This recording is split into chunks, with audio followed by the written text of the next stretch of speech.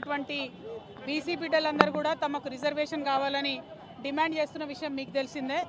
అయితే ఇవాళ ఎవరైతే రిజర్వేషన్లు ఇవ్వాలనో ఆ పార్టీలు కూడా వచ్చి బీసీ బిడ్డలు ఇచ్చినటువంటి బంద్లో పాల్గొంటామని చెప్పడం నిజంగా నవ్వులాటగా అనిపిస్తూ ఉంది. ఇవ్వాల్సినటువంటి భారతీయ జనతా పార్టీ, దొంగ జీవోలు ఇచ్చిన మోసం చేసినటువంటి కాంగ్రెస్ పార్టీ, వీళ్ళు కూడా బంద్లో మేము పాల్గొంటూ ఉన్నామంటే చాలా దారుణంగా ఉంది. హంతకుడే నివాళులు అర్పించినట్టుగా అనిపిస్తూ ఉంది. బీసీ బిడ్డల్ని మీరు మభ్యపెట్టద్దు, మోసం చేయొద్దు. మీరు అనేక మార్లు మోసం చేసి ఇప్పుడు కాదు, స్వతంత్రం వచ్చినప్పటి నుంచి అనేక సందర్భాల్లో ఎప్పుడు బీసీల reservation issue ముందొచ్చిన Bharatiya Janata party, Congress party పదే పదే పదే బీసీలను మోసగించారు. ఇంకా కుదరదు. ఇప్పుడు తెలంగాణ బీసీ బిడ్డలు పట్టుబట్టినరు. ఈ తెలంగాణ బీసీ బిడ్డల పంతం దేశవ్యాప్తంగా ఉన్నటువంటి బీసీలకు కూడా లాభం జరిగేటటువంటి అంశం తప్పితే ఇంకోటి కాదు. ఎట్లా అయితే తెలంగాణ ఉద్యమం చేసినామో మరో బీసీ తెలంగాణ ఉద్యమం చేపడతాం. ఖచ్చితంగా 42% రిజర్వేషన్ సాధించేంత వరకు కూడా వెంటబడతాం. ఇవాళ తెలంగాణ జాగృతి యునైటెడ్ పూలే ఫ్రంట్ ఆధ్వర్యంలో ఖైరతాబాద్ చౌరస్తా అంతా కూడా బంద్ చేసినాం. మరి పెద్ద ఎత్తున ఇవాళ బంద్ని జయప్రదం చేయవలసిందిగా ప్రజాస్వామ్యవాదులందరినీ కూడా నేను కోరుతా ఉన్నాను. ఎందుకంటే పదే పదే రాజకీయ పార్టీలు ఒక వర్గాన్ని మోసం చేయడం మంచిది కాదు. ఈ మోసాన్ని ఎండగడుతూ ఇవాళ బంద్ చేస్తున్నారు కాబట్టి అందరం కూడా మద్దతు ఇవ్వాలని చెప్పి ప్రజాస్వామ్యవాదులందరినీ కూడా నేను కోరుతా ఉన్నాను. ప్రధానంగా ఒకటే అండి, హైకోర్టులు, సుప్రీంకోర్టులు ఎప్పుడైనా బీసీలకు వ్యతిరేకంగానే తీర్పులు ఇచ్చినాయి. ఎందుకంటే ప్రభుత్వాలు ఆ తీర్పులు అట్లా రాకుండా సాంకేతిక పరమైనటువంటి అంశాల మీద క్లారిటీ ఇవ్వలేదు ఎప్పుడు గవర్నమెంట్.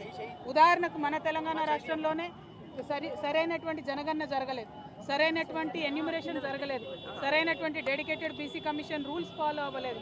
అవన్నీ అయి ఉంటే కోర్టులలో నిలబడేటి.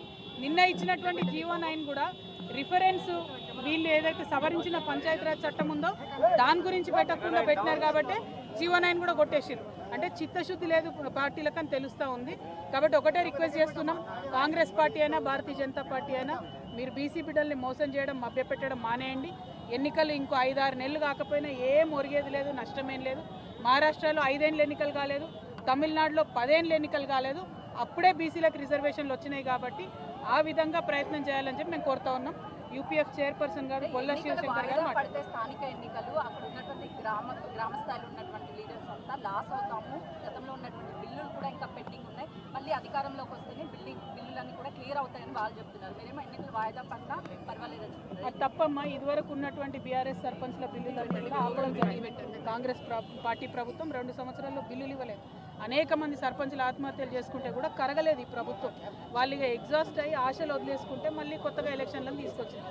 ఇప్పుడు ఆ పాత వాళ్ళు గెలుస్తారా నిలుస్తారా అనేటటువంటిది ఒక ప్రశ్న అయితే, రెండవ ప్రశ్న పదే పదే బీసీలను ఎట్లా మోసం చేస్తారమ్మా? పదే 3 సార్లు బిల్లు పెట్టింది ఈ ప్రభుత్వం.